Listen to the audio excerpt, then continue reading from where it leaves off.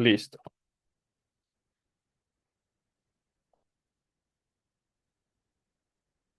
Muy bien.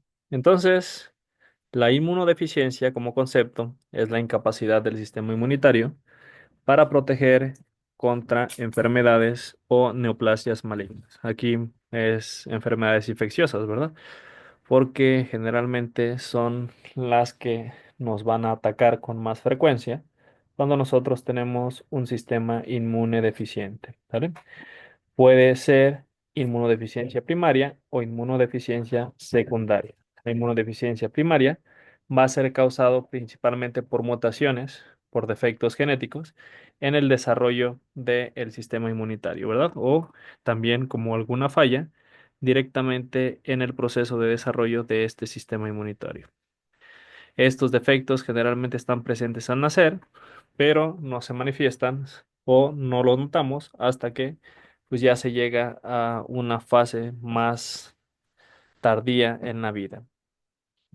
Las por mucho más comunes son las inmunodeficiencias secundarias, que también se les llama adquiridas. Estas generalmente son resultado de la pérdida de la función inmune por exposición a agentes patógenos, donde el más común pues, es el SIDA, ¿verdad? A ciertos factores ambientales como radiación, como ciertos venenos tóxicos y también por inmunosupresión asociado a algunos fármacos y el mismo envejecimiento como tal ya nos genera una inmunodeficiencia, ¿verdad? Al volverse senescentes, al volverse viejas, acumular estrés oxidantes nuestras células pues van a generar que, particularmente si son células del sistema inmune, su función se vea disminuida y por lo tanto el envejecimiento pues ya se considera una inmunodeficiencia. No es casualidad que la mayor parte de las enfermedades infecciosas pues ataquen justamente a las personas adultas mayores.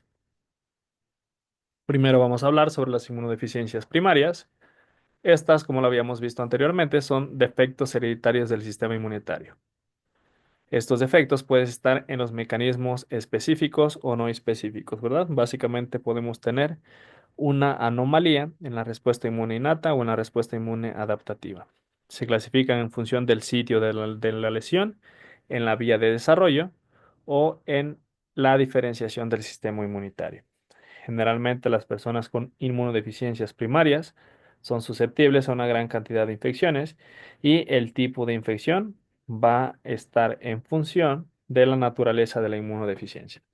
Entonces, si por ejemplo nosotros tenemos una inmunodeficiencia que afecte la generación de anticuerpos, vamos a estar expuestos o vamos a ser susceptibles principalmente a las bacterias extracelulares que justamente son las que atacan principalmente los anticuerpos, ¿verdad? Por el contrario, si nosotros tenemos una deficiencia en los linfocitos T citotóxicos o las células natural killers, entonces vamos a tener con mayor frecuencia desarrollo de tumores, ¿verdad? Por eso nos dice que el tipo de infección o el tipo de anomalía en el sistema inmune va a depender de la naturaleza de la inmunodeficiencia. Este diagrama, pues ya lo habíamos visto anteriormente, está la médula ósea, una de las células madres progenitoras, tenemos una rama mieloide y una rama linfoide, ¿verdad? De la rama mieloide, pues básicamente se van a derivar eritrocitos, plaquetas, neutrófilos, macrófagos y, bueno, eosinófilos, basófilos también, que son primos hermanos del neutrófilo, ¿verdad? Y de los linfocitos, pues estos van a dividirse en linfocitos NK, linfocitos T y linfocitos B. Aunque aquí básicamente nada más nos ponen a los linfocitos. Bueno, estos son los linfocitos B, nada más que aquí no le ponen la letra B, porque aquí no alcanzamos a notar que se convierten en células plasmáticas y liberan anticuerpos. Mientras que los linfocitos T van a madurar en el timo y ahí se pueden convertir directamente en el timo en CD8 y CD4 y ya en los nódulos linfáticos, de acuerdo a la presentación antigénica, se pueden convertir en linfocitos TH1 y TH2 y los linfocitos CD8 cuando se activan mediante la presentación antigénica se pueden convertir en linfocitos T citotóxicos. A continuación, vamos a ver las infecciones características de las inmunodeficiencias primarias, ¿vale? Entonces, deficiencias de células T, vamos a tener principalmente infecciones intracelulares, infecciones por bacterias, por virus, por protozoarios y por hongos, ¿verdad?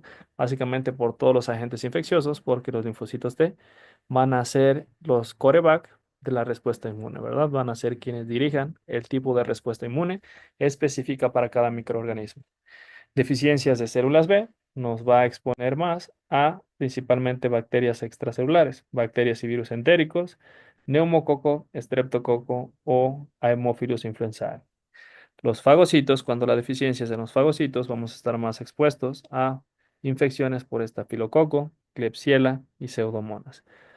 Cuando las deficiencias son en el complemento, nuestras infecciones que van a generarse con mayor frecuencia van a ser las ocasionadas por Neisseria, tanto meningitis como gonorrea, Haemophilus, neumococo y estreptococo. El sitio donde ocurra esa infección, pues va a depender de la bacteria, ¿verdad? Por ejemplo, el neumococo y estreptococo van a colonizar el pulmón, pero también pueden generar deficiencias en la piel y el sistema nervioso central. Ejemplos clínicos de eh, inmunodeficiencias primarias que nos van a generar deficiencia de estas células o de estos componentes de la inmunidad celular. Tenemos el SCID, el síndrome de DiGeorge, para el caso de deficiencias de células T. Deficiencia de IgG o de IgM o de IgA, y esto va a ser una deficiencia en las células B. La enfermedad granulomatosa crónica, que se conoce como EGC, va a ser una deficiencia en los fagocitos. Y en las deficiencias del complemento que existen en la vida real es deficiencia de factores como el C3, factores IH y los componentes tardíos del complemento, que básicamente serían de el componente C5b a el C9. En cuanto a el sistema inmunológico específico, hay una variedad de inmunodeficiencias que resultan de defectos en la diferenciación de las células madre y pueden involucrar deficiencias tanto en células T como en células B, y también deficiencias en las clases y subclases de las diferentes inmunoglobulinas. Un defecto en la hematopoiesis temprana va a afectar a las células madres, lo cual va a producir una disgenesia reticular, lo cual va a conducir a defectos inmunitarios generales y por lo tanto una mayor susceptibilidad a las infecciones. Entonces, entre más temprana sea la mutación en las células progenitoras, mayor afectación se va a tener en los distintos componentes del sistema inmune, ¿verdad? No sé, por poner un ejemplo,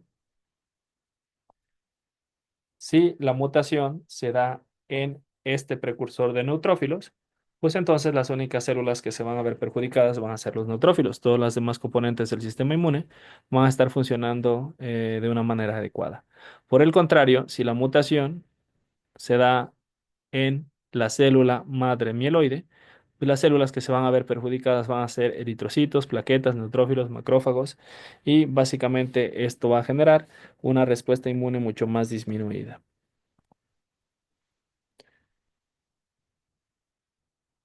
Nos dice incluso que esta afección, cuando las células madre del sistema inmune se ven afectadas, es una afección que suele ser mortal, pero que es muy poco frecuente, ¿verdad?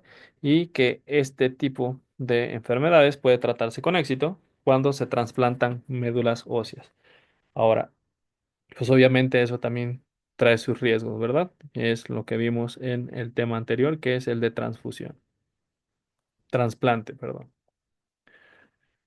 Aquí podemos observar algunas de las enfermedades de, el sistema inmune que son asociadas a una inmunodeficiencia primaria, y básicamente de estas, de las que más se han estudiado, es una en particular que se llama el síndrome de DiGeorge, que es el único ejemplo que vamos a ver, ¿vale?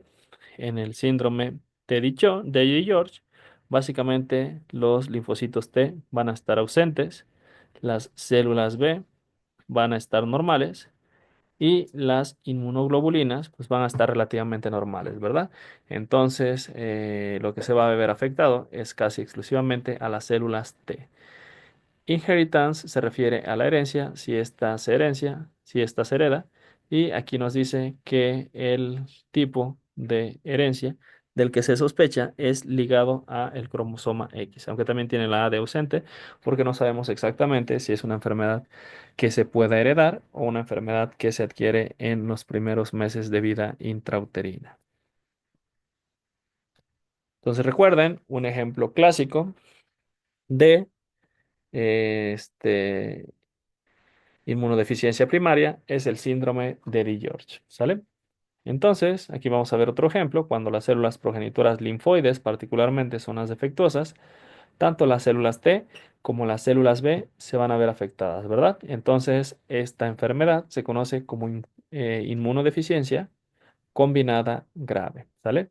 En este caso, los lactantes sufren infecciones recurrentes, principalmente por bacterias, por virus, por hongos y por protozoarios, y aproximadamente el 50 de los pacientes de este padecimiento van a tener una inmunodeficiencia asociada al cromosoma X, mientras la otra mitad básicamente va a ser una deficiencia autosómica.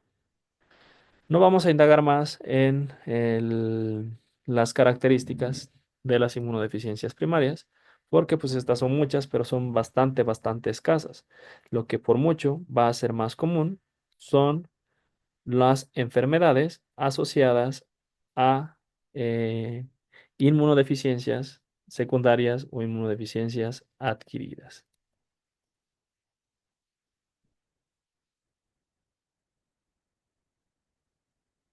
Muy bien, entonces vamos a hablar sobre inmunodeficiencias secundarias.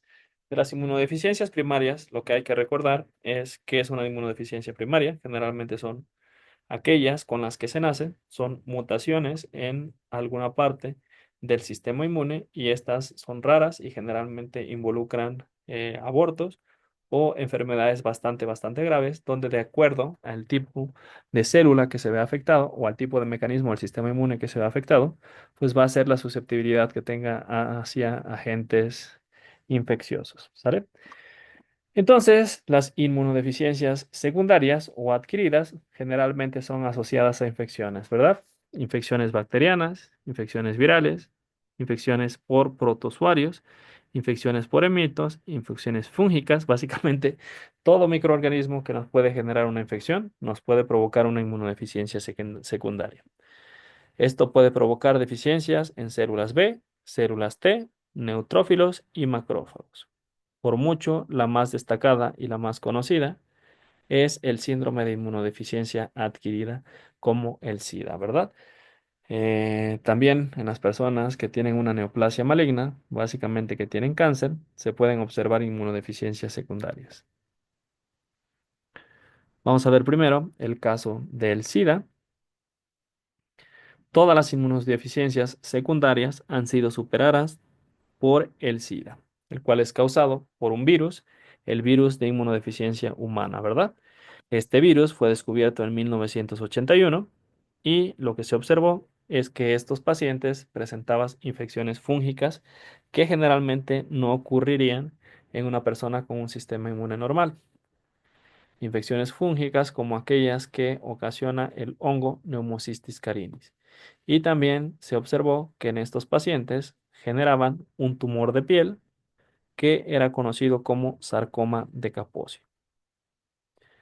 Hay dos tipos principales de virus del VIH, el VIH-1 y el VIH-2, siendo el VIH-1 la cepa que se encuentra con frecuencia en América del Norte, ¿verdad? Incluso en todo el mundo. El VIH se transmite a través de relaciones sexuales, por contacto con sangre infectada y fluidos corporales, así como también de la madre al hijo durante el nacimiento. Dentro de las afecciones que comúnmente atacan a los pacientes con SIDA están la retinitis, que es una inflamación de la retina ocasionada por el citomegalovirus, lo cual pues, puede dejar ciegos a los pacientes con SIDA, ¿verdad? La neumonía, que ataca los pulmones, que es producida por el hongo Pneumocystis jirovecii, que también se le conoce como Pneumocystis carini. Una diarrea crónica y severa que genera la criptosporidiasis intestinal crónica ocasionada por el parásito Cryptosporidium parvum.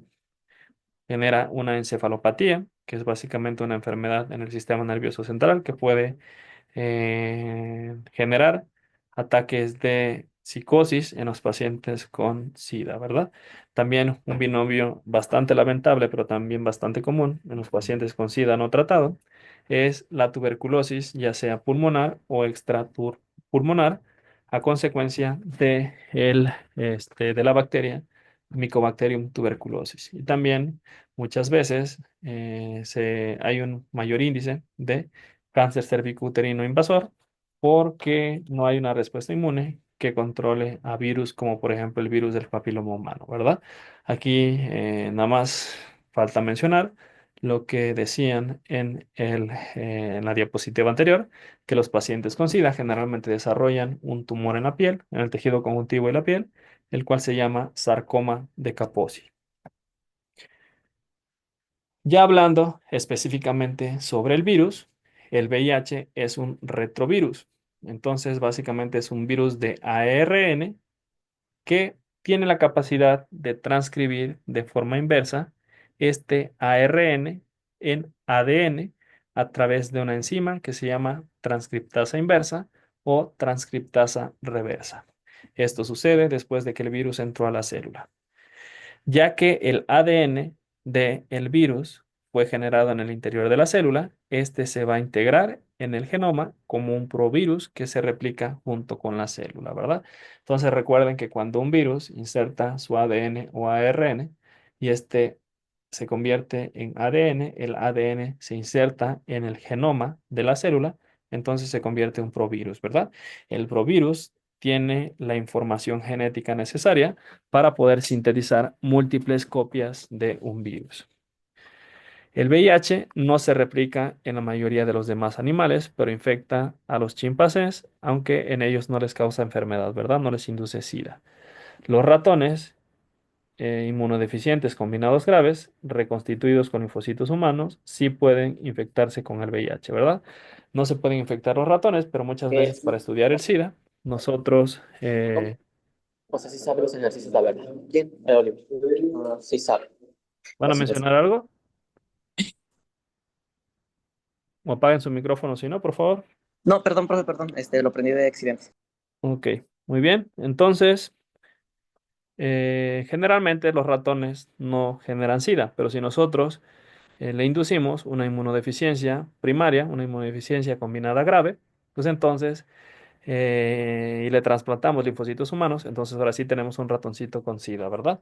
Y esto no se hace solamente por morbo para ver qué le pasa a un ratón cuando le da SIDA, sino que mediante esta manera nosotros podemos generar nuevos tratamientos o generar mayor conocimiento con respecto a la fisiopatología del virus, ¿vale?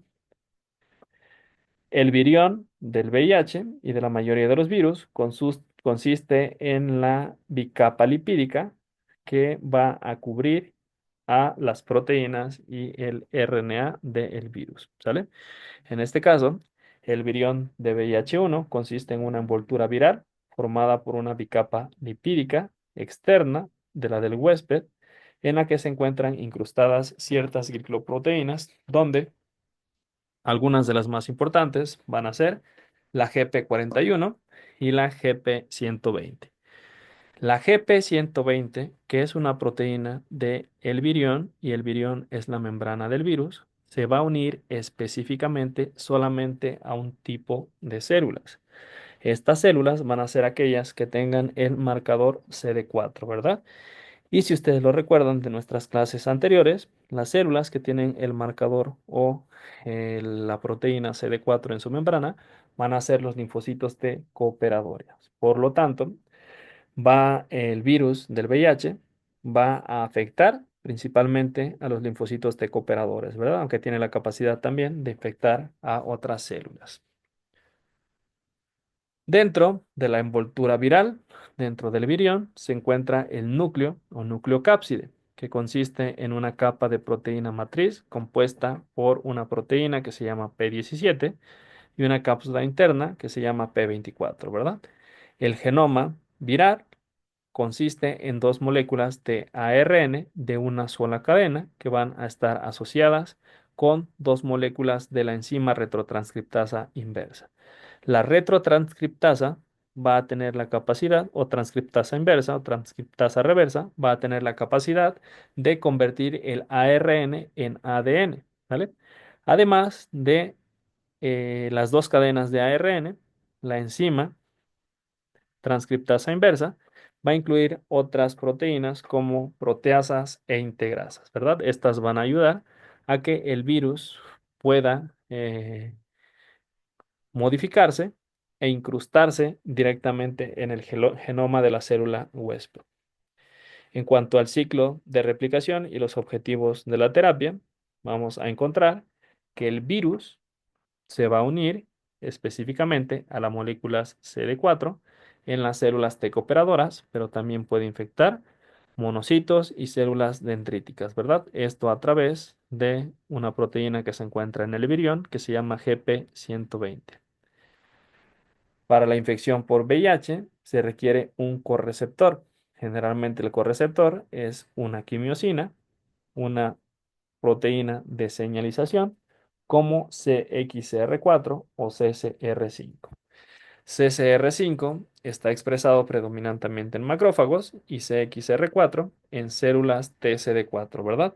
Entonces, en estas dos células en particular van a tener los correceptores para que se dé adecuadamente la infección por el virus de VIH, ya que penetra el virus, se fusionan las membranas del virus y la bacteria y la nucleocápside, que es el núcleo que contiene a la retrotranscriptasa inversa, el RNA mensajero y las otras enzimas, pues básicamente va a entrar al citoplasma, ¿verdad?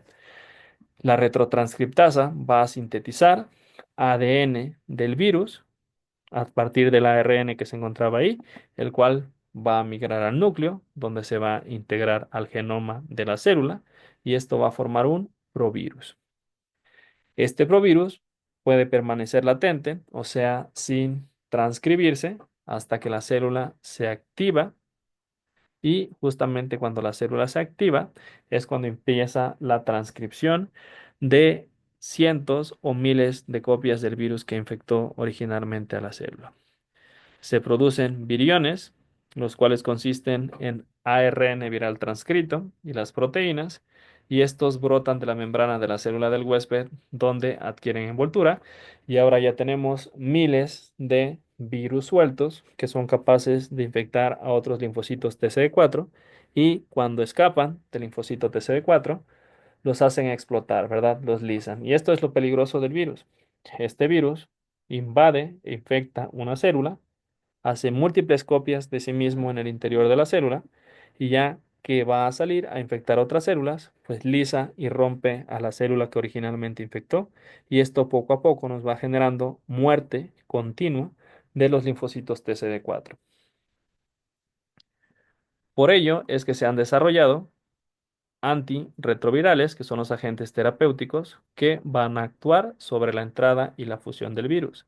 Además de que algunos actúan como inhibidores de la retrotranscriptasa, de la proteasa y de la integrasa, pues al final de cuentas todas estas van a estar dirigidas a componentes importantes del virus. La terapia antirretroviral de alta actividad, pues básicamente es un cóctel de dos o tres, de tres o más de estos agentes, ¿verdad? Generalmente se ponen un inhibidor de la retrotranscriptasa, un inhibidor de la proteasa, un otro inhibidor de la fusión del virus, y en conjunto, pues esto hace que sea muy difícil para el virus, sin las herramientas necesarias que tiene para infectar una célula, que logre infectar una célula y por lo tanto matar a los linfocitos TCD4. Algo muy importante que hay que mencionar con respecto a la terapia antirretroviral es que actualmente esta terapia es tan eficiente que un paciente con SIDA que consume bueno, con VIH, antes de que le decida, más adelante vamos a ver las diferencias, un paciente con VIH que consume oportunamente la terapia antirretroviral nunca va a desarrollar SIDA, ¿sale? Obviamente, pues va a tener el virus latente dentro de su organismo y va a tener la capacidad de infectarlo, sobre todo cuando tiene picos de elevación del virus en la sangre, pero en general nunca va a tener la sintomatología característica del SIDA mientras consuma la terapia antirretroviral, ¿verdad? Todavía no hay casos donde, bueno, no hay casos tan frecuentes de personas cuyos virus que los infectaron sean resistentes a esta terapia, ¿verdad? Por lo tanto, la terapia antirretroviral fue uno de los éxitos de las 2 décadas pasadas para los pacientes con VIH. Anteriormente, en los años 80, en los años 90, el SIDA era una enfermedad bastante severa. Los desenlaces por SIDA involucraban muertes bastante drásticas, bastante dramáticas, con mucho sufrimiento, y no había una terapia que pudiera contrarrestar esa sintomatología. Actualmente no hay cura, pero se los digo, la terapia de antirretrovirales para los pacientes con VIH hace que vivan una vida pues casi perfectamente normal, ¿verdad? Muy bien, en cuanto al ciclo de vida, que es básicamente lo mismo que nos explicaban en las diapositivas anteriores, esta va a implicar todos estos procesos, ¿verdad?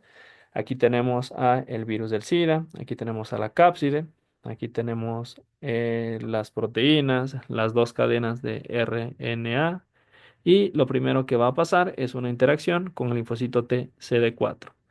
Después va a haber una internalización de la transcriptasa reversa y el ARN para que éste se convierta en ADN, ¿verdad? Por eso aquí nos dice que la primera etapa es el enlace, el reconocimiento del receptor de la célula hacia los componentes de membrana del virus.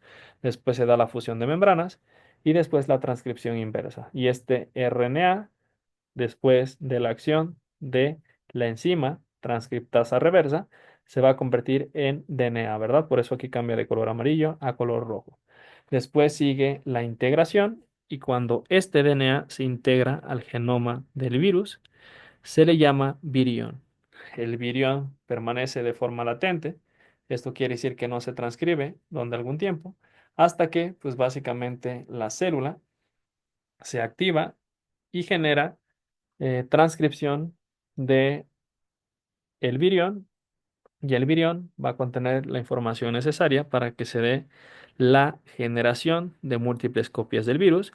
Por eso aquí dice multiplicación, se multiplica el RNA, se generan las proteínas de la nucleocápside y ya después se ensamblan con la misma membrana del linfocito T, generando la gemación, que es el proceso por el cual sale el virus desde el linfocito T, ¿vale? Si es solamente un virus, 10 virus, pues no causa estrés y no mata al linfocito TCD4. Sin embargo, los virus tienen una capacidad transcriptiva impresionante y esto va a generar que se generen miles o millones de copias de una misma célula del linfocito TCD4, lo cual es demasiado carga para el linfocito TCD4, el cual termina colapsando, lisándose y muriendo, ¿verdad? Pero a partir de un solo virus que la infectó, generó miles de nuevos virus, los cuales tienen la capacidad de infectar a miles de células, ¿verdad? Entonces, poco a poco, todas las células CD4 que han sido infectadas por el virus, pues van muriendo paulatinamente. En cuanto a los cambios inmunológicos, el virus tiene la capacidad de replicarse rápidamente y en 1 o 2 semanas el paciente puede desarrollar fiebre. La carga viral en la sangre aumenta significativamente y alcanza su pico en 2 meses, después de lo cual, por razones que todavía no conocemos, hay un descenso repentino y esto principalmente se da debido a que el virus se encuentra en los ganglios linfáticos. Los linfocitos T citotóxicos se desarrollan pronto, mientras que los anticuerpos pueden detectarse entre 3 y 8 semanas. O sea que de 3 a 8 semanas, alrededor de 1 a 2 meses después de que nos infectamos con VIH, pues ya tenemos anticuerpos contra ellos y por lo tanto estos pueden ser diagnosticados por una técnica que se llama ELISA, ¿verdad? Entonces, desde los 4 meses del contagio aproximadamente, nosotros pues, vamos a poder ser diagnosticados en caso de que tengamos la infección por VIH, ¿vale? La muerte de las células T cooperadoras por los linfocitos T citotóxicos alrededor de la cuarta a la octava semana conduce a una disminución de los linfocitos TCD4 cuando el recuento de células TCD4 o linfocitos T cooperadores disminuye por debajo de, apréndanse este número, es básicamente el diagnóstico, 200 células por cada milímetro cúbico, entonces se desarrolla SIDA en toda su extensión, ¿vale? Por lo tanto, nosotros podemos diagnosticar SIDA o decir que un paciente tiene SIDA cuando su conteo de células TCD4 es menor a 200 por cada milímetro cúbico de sangre.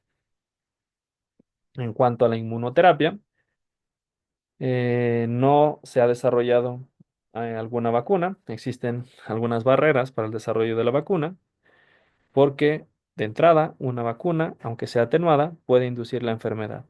También las células TCD4 pueden ser destruidas por la vacuna. Hay una gran variación antigénica entre las diferentes cepas de los virus del VIH. Generalmente hay una baja inmunogenicidad del virus por la regulación negativa de las células del complejo mayor de histocompatibilidad. No tenemos tantos modelos animales para poder investigar cómo funciona la vacuna y las pruebas in vitro son bastante complicadas porque se necesita una infraestructura bastante buena como para poder manejar este tipo de virus, ¿verdad?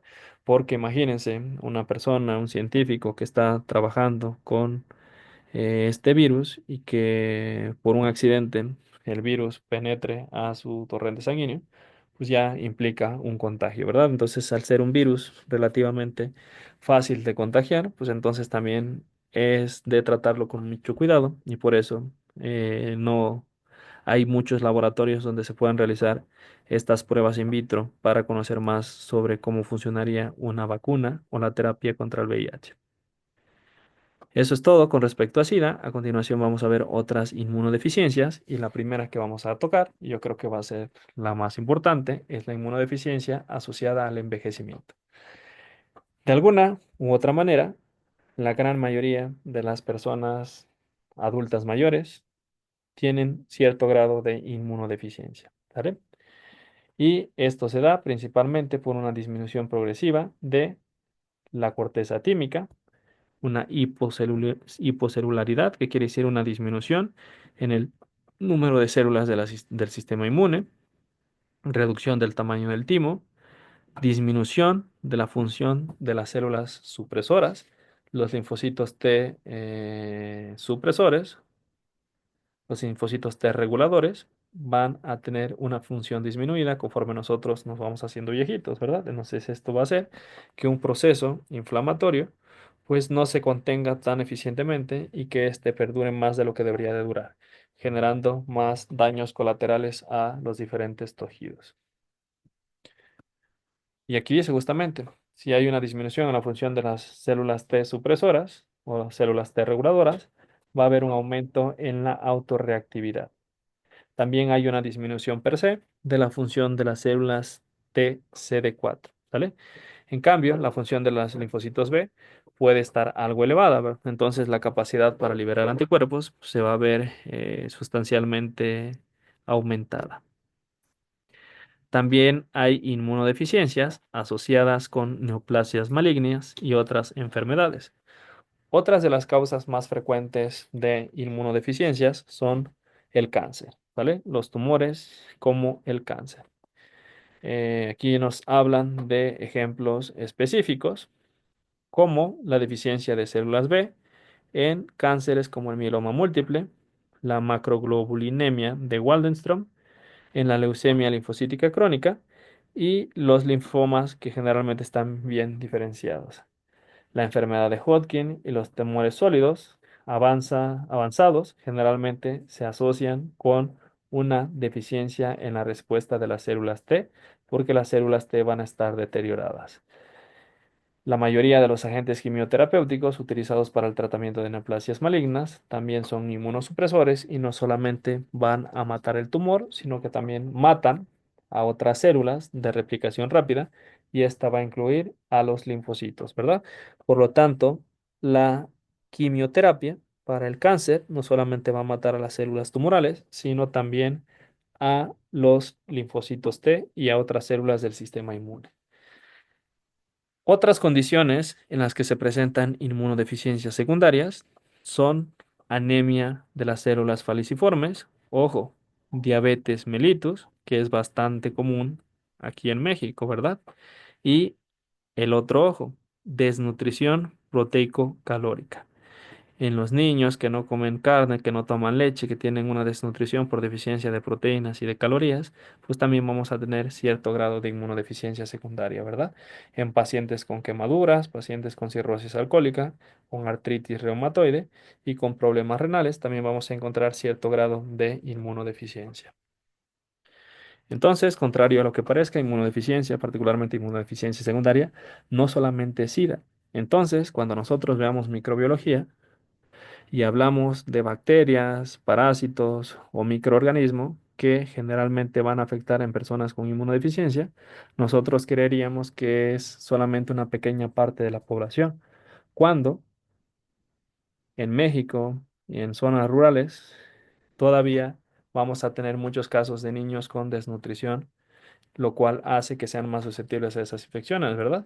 Y tanto en el medio rural como en el medio urbano, también vamos a tener muchos casos de diabetes mellitus, muchos casos de cirrosis alcohólica.